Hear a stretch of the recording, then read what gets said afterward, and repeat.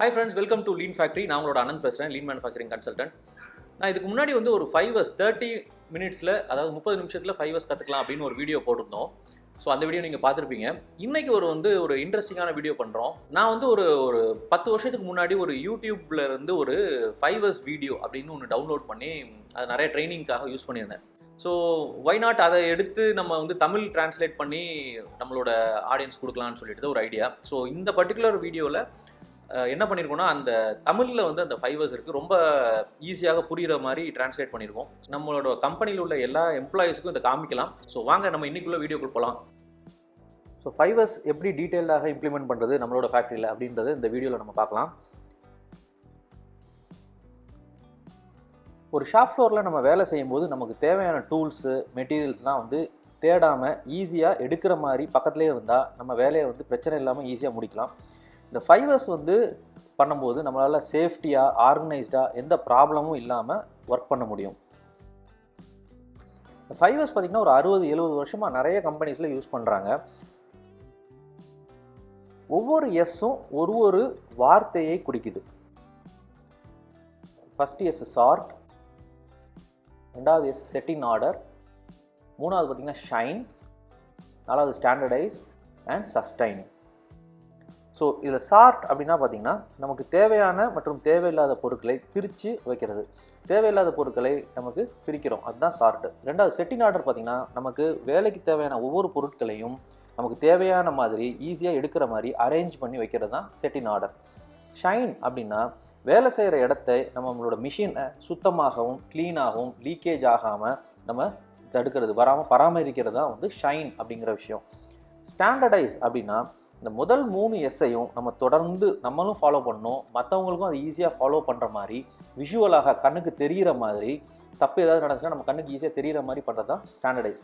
சஸ்டைன்ங்கிறது நம்ம இந்த 4 விஷயத்தையும் தொடர்ந்து கண்டினியூஸாக பண்ணுறது தான் நம்மளோட சஸ்டைன் அப்படின்ற விஷயம். இது நம்ம கம்பெனியோட ஒரு கலாச்சாரமாகவே மாறிடும்.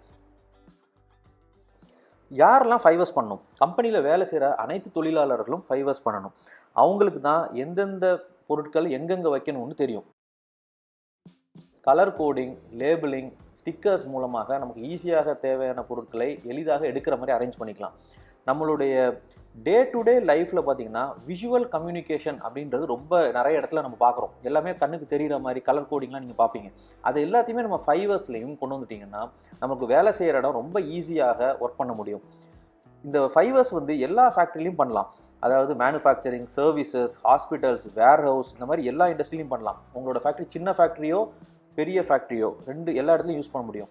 5 hours ஒன்லி க்ளீனிங் மட்டும்தான் அப்படின்றது கிடையாது. நம்மளுடைய சிரமத்தை குறைக்கும், உங்களுடைய கம்பெனி ஸ்பேஸ் நிறைய கிடைக்கும், குவாலிட்டி இம்ப்ரூவ் ஆகும், அப்புறம் ப்ரொடக்டிவாக வேகமாக நம்மளால் ஃபாஸ்ட்டாக ஒர்க் பண்ண முடியும், சேஃப்டி இம்ப்ரூவ் ஆகும், ஒர்க் ஃப்ளோ ஸ்மூத் ஆகும். இந்த மாதிரி நிறைய பெனிஃபிட்ஸ் 5 hours இருக்குது. இந்த 5 hours ஃபாலோ பண்ணுறதுக்கு ரொம்ப பெரிய டெக்னிக்கல் நாலேஜ்லாம் தேவையில்லை. ரொம்ப ஈஸியாக எல்லாராலையும் ஃபாலோ பண்ணக்கூடிய ஈஸியான ஒரு மெத்தட் தான் இந்த 5 hours. ஸோ உங்களோட வேலையை நீங்கள் என்ஜாய் பண்ணி ரொம்ப லைக் பண்ணி பண்ண முடியும். இந்த 5 hours பண்ணும்போது ஒரு டீம் ஒர்க்கும் உருவாகும். இவ்வளோ பெனிஃபிட் இருக்கிற 5 hours நீங்களும் உங்கள் ஃபேக்ட்ரியில் இம்ப்ளிமெண்ட் பண்ணலாம். ஸோ முதல்ல நம்ம பார்க்க போகிறது சார்ட் அப்படிங்கிற விஷயம். இந்த சார்ட் அப்படின்னா நமக்கு தேவையானது தேவையில்லாததை பிரிக்கிறது தான் சார்ட். இந்த 1S ஃபஸ்ட்டு சார்ட் ஆரம்பிக்கிறதுக்கு முன்னாடி உங்கள் ஏரியாவில் இருக்கிற எல்லா எம்ப்ளாயீஸையும் ஒரு டீமாக சேர்த்துக்கிட்டு ஒரு சின்ன ஏரியாவில் முதல்ல ஆரம்பிங்க. ஒரு சின்ன பைலட் ஏரியான்னு சொல்லுவாங்க. ஸோ நிறைய ஃபோட்டோ எடுத்துகிட்டு பிஃபோர் நம்ம க்ளீன் பண்ணுறதுக்கு முன்னாடி ஒரு ஃபோட்டோலாம் எடுத்து அதை டிஸ்பிளே பண்ணலாம் இந்த மாதிரி. அப்புறம் எந்தெந்த ஐட்டம்ஸ் தேவை, எந்தெந்த ஐட்டம்ஸ் தேவையில்லை நமக்கு வேலை செய்கிற இடத்துல அப்படின்றத நீங்கள்லாம் கலந்து பேசி டிசைட் பண்ணுங்கள். தேவையில்லாத பொருட்களை நம்மளுடைய வேலை செய்கிற இடத்துலேருந்து வெளியே எடுத்துடலாம். அது ஸ்கிராப்பு அப்படின்னு தெரிஞ்சுதுன்னா டைரெக்டாக நம்ம அதை குப்பை தொட்டியில் போட்டுடலாம். ஆனால் எப்போயாவது யூஸ் பண்ணுறது, மந்த்லி ஒன்ஸ் தான் நான் யூஸ் பண்ணுவேன் அப்படின்ற மாதிரி ஐட்டம்ஸை ஸ்டோர்ஸ்க்கு ரிட்டர்ன் பண்ணிடலாம். சில சமயம் உங்களுக்கு டவுட்டாக இருக்கும், இந்த ஐட்டம் நமக்கு தேவையா தேவையில்லைன்னு. அந்த மாதிரி ஐட்டம்ஸ்க்கு நம்ம ரெட் கலரில் ஒரு டேக் பண்ணி ரெட் டேக் மாட்டிட்டு ரெட் டேக் ஹோல்டிங் ஏரியா அப்படின்னு சொல்லிட்டு ஒரு தனியாக ஒரு இடத்துல வச்சிடலாம். இந்த ரெட் டேக் ஹோல்டிங் ஏரியாவில் வேறு யாருக்காவது அந்த மெட்டீரியல் தேவைப்பட்டால் அதை அவங்க எடுத்துக்குவாங்க. இல்லைனா கம்பெனியில் என்ன பண்ணுவாங்கன்னா மொத்தமாக ரெட் டேக் ஐட்டம்ஸ் எல்லாம் ஒரு இடத்துல வச்சுட்டு மேனேஜ்மெண்ட்லேருந்து நம்ம டெசிஷன் வாங்கிக்கலாம், இது வேணுமா வேண்டாமா அப்படின்றத நம்ம அப்புறமா முடிவு பண்ணிக்கலாம். ஸோ ரெட் டேக் ஏரியாங்கிறது டவுட்ஃபுல் ஐட்டம்ஸாக வைக்கிறது, ரைட்டுங்களா? ஸோ அதே மாதிரி நம்ம இந்த ஒரு டைம் இது பண்ணால் பார்த்தாது, அடிக்கடி இந்த ஒன்னஸ் நம்மளோட இடத்துல பண்ணிக்கிட்டே இருக்கணும். ஏன்னா அடிக்கடி நம்மளோட இடத்துல குப்பைகள் சேரும். ஸோ திருப்பி நம்ம ஒரு 10 days 15 days ஒன்ஸ் இல்லைனா 1 month ஒன்ஸ் உங்களோட இடத்த நீங்கள் ஒன்னஸ் பண்ண வேண்டியிருக்கும். அடுத்து நம்ம பார்க்க போகிறது set in order, second S. இப்போது தேவையில்லாதெல்லாம் நம்ம எடுத்ததுக்கப்புறம் தேவையான பொருட்களை நான் எப்படி அரேஞ்ச் பண்ணி வைக்க போகிறேன் எனக்கு தேவையான வழிக்கு, இல்லைங்களா? ஒருத்தருக்கும் ஒரு வேலை பண்ணுறதுக்கு எனக்கு தேவையான டூல்ஸ் இருக்கும், எனக்கு தேவையான மெட்டீரியல்ஸை நான் எப்படி அரேஞ்ச் பண்ணிக்கிறேன், அதுதான் இந்த செகண்ட் எஸ், சரிங்களா? இப்போது நீங்கள் எப்படி அரேஞ்ச் பண்ணணும்னா பொருட்களை தேடாமல் ஈஸியாக எடுக்கிற மாதிரி தொலையாதபடிக்கு அரேஞ்ச் பண்ணணும். ஒரு இடத்துலேருந்து நம்ம இன்னொரு இடத்துக்கு நடந்து போய் எடுத்துகிட்டு வர்ற மாதிரி வைக்கக்கூடாது.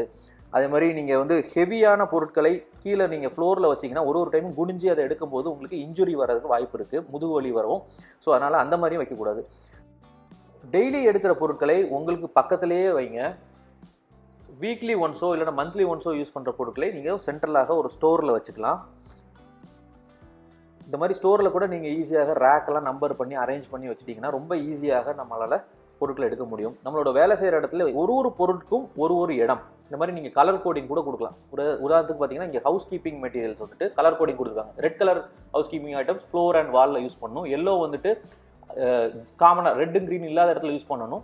க்ரீனுங்கிறது நம்ம ப்ராடக்ட் ஹேண்டில் பண்ணுற இடத்துல யூஸ் பண்ணணும்னு போட்டுருக்காங்க. நீங்கள் முதல்ல ஆரம்பிக்கும் போது இந்த மாதிரி டேப் வச்சுட்டு டெம்பரரியாக நீங்கள் ஆரம்பிச்சிக்கலாம் லே அவுட்டை, ரைட்? இந்த எல்லோ லைன் வந்து நீங்கள் பெயிண்டில் பண்ணணும்னு இல்லை, ஃபஸ்ட்டு நீங்கள் டேப் வச்சுக்கோங்க. அதுக்கப்புறம் நீங்கள் ஒன்ஸ் அதை பெர்மனெண்ட்டாக உங்கள் லொக்கேஷன் ஃபிக்ஸ் பண்ணும்போது அதை ஒரு பெயிண்ட் மூலமாக இந்த லே அவுட்டை நீங்கள் ஃபிக்ஸ் பண்ணலாம். ஒரு பொருளுக்கும் ஒவ்வொரு இடம், அந்த இடத்துல அந்த பொருளை வைக்கணும். அதுதான் நம்மளுடைய செகண்ட் எஸ். இதை நீங்கள் வந்து ஈஸியாக இந்த மாதிரி டிராயிங்ஸ் ஒரு போர்டில் வந்து நீங்கள் ட்ரா பண்ணி வைக்கலாம்.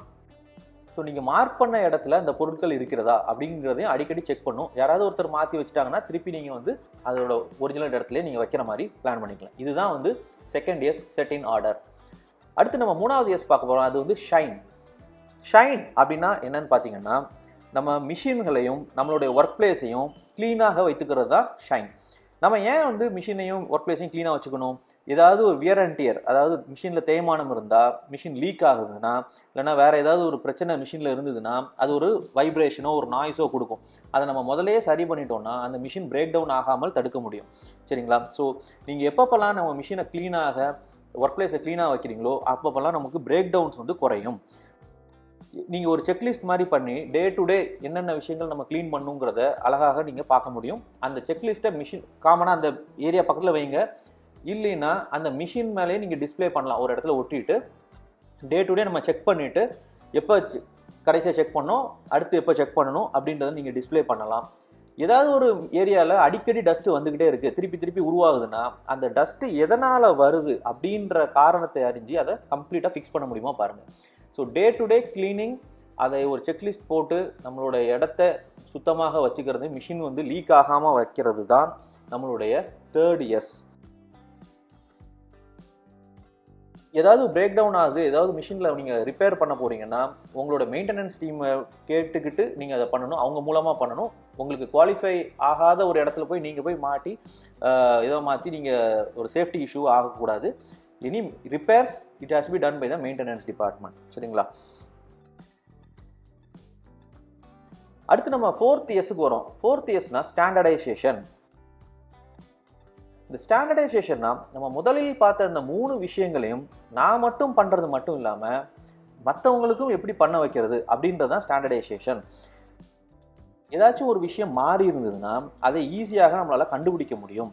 வேற ஒரு எம்ப்ளாயி அங்கே வேலை பார்த்தா கூட நீங்கள் வந்து எப்படி மெயின்டைன் பண்ணீங்களோ அதே மாதிரி அந்த பர்சனும் மெயின்டைன் பண்ண முடியும். ஸோ எல்லாரும் ஒரே மாதிரியாக வேலை செய்கிறது தான் ஸ்டாண்டர்டைசேஷன். ஸோ ஏன் ஸ்டாண்டர்டைஸ் பண்ணணும் அப்படின்னு பார்த்தீங்கன்னா அப்போ தான் வேற ஒரு ஷிஃப்ட்டில் வர்றவங்க கூட நீங்கள் செஞ்ச அதே வேலையை அதே மாதிரி செய்ய முடியும். இல்லையா நீங்கள் லீவில் இருக்கீங்க, ஹாலிடேயில் இருந்தீங்கன்னா கூட மற்ற ஆட்கள் அந்த வேலையை தொடர்ந்து அதே மாதிரி பண்ண முடியும். இல்லைன்னா அந்த விஷயம் கொலாப்ஸ் ஆகிடும். ஸோ எப்படி நம்ம ஸ்டாண்டர்டைசேஷன் பண்ணுறது? நீங்கள் வந்து விஷுவல் டூல்ஸ், இந்த மாதிரி டிராயிங்ஸ் வரையலாம். ஒரு போர்டு வச்சு என்னென்ன டூல்ஸ் யூஸ் பண்ணுங்களோ அதை டூல் ரேக் பண்ணலாம். ஃபோட்டோகிராஃப்ஸ் மூலமாக பண்ண முடியும். இந்த மாதிரி ஷேடோ போர்ட்ஸ் மூலமாக பண்ண முடியும். லேபிள் பண்ணுறது, கலர் கோடிங், இந்த மாதிரி இதுதான் ஷேடோ போர்டு. பின்னாடி பார்த்தீங்கன்னா அந்த டூல் இருக்கிற மாதிரி இருக்கும். ஃபோட்டோகிராஃப்ஸ் இது இப்படி தான் இந்த டேபிள் இருக்கணும்னு அந்த ஃபோட்டோவில் போட்டிருக்காங்க. ஸோ தட் ஏதாவது ஒரு மாறி இருந்ததுன்னா நம்மளால் ஈஸியாக கண்டுபிடிக்க முடியும். பார்த்தீங்கன்னா இதில் ரீஸ்டாக் அட் லெவல்ஸ் அட் கார்ட்போர்ட்னு போடுவாங்க. இந்த பர்டிகுலர் ஸ்டிக்கர் வந்து காலியாகும் போது நம்மளால் ஈஸியாக கண்டுபிடிக்க முடியும். அந்த ஒயிட் கலரில் ஒரு ஐடென்டிஃபிகேஷன். அதே மாதிரி எங்கெங்கெல்லாம் அப்நார்மாலிட்டி இருக்கோ அதை ஈஸியாக கண்டுபிடிக்கலாம். கலர் கோடிங்கில் பார்த்தீங்கன்னா இந்த பச்சை கலர் டேக் வந்து க்ரீனில் இருக்கணும். ஸோ அது ரெட்டில் இருந்தது முன்னாடி. ஸோ விஷுவலாக என்னால் கண்டுபிடிக்க முடியும். அதுதான் ஸ்டாண்டர்டைசேஷன்.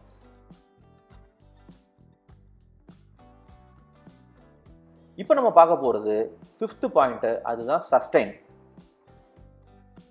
சஸ்டெயின் எப்படி பண்ணுவது, தொடர்ந்து எப்படி செய்வது, இது யாரோட வேலை? சஸ்டெயின் பண்ணுறது இது நம்ம கம்பெனியில் உள்ள ஒரு தொழிலாளர்களுடைய வேலை. நம்ம தான் அதை தொடர்ந்து கடைபிடிக்கணும். எப்படி அதை கடைபிடிக்க முடியும்? ரெகுலராக ஆடிட் பண்ணுவதன் மூலமாக அந்த ஸ்கோரை நம்ம டிஸ்பிளே பண்ணணும். கம்பெனியில் இருக்கிற எல்லாரும் அதை பார்த்து இது வந்து தொடர்ந்து இதை ஒரு டீம் ஒர்க்காக நம்ம பண்ணால் இந்த 5Sஐ ஈஸியாக சஸ்டெயின் பண்ண முடியும். ஒரு டைம் நீங்கள் ஆடிட் பண்ணும்போது சில பாயிண்ட்ஸ் வருது, சில இடத்துல வந்து ஸ்கோர் கம்மியாக இருந்ததுன்னா அதை டிஸ்பிளே பண்ணும்போது அடுத்த வாட்டி பண்ணும்போது அதை ரெக்டிஃபை பண்ண முடியும். ஸோ உங்களுக்கே உங்களோட வேலையில் பார்த்தீங்கன்னா ஒரு பெருமை, ஒரு ப்ரைடு வரும்.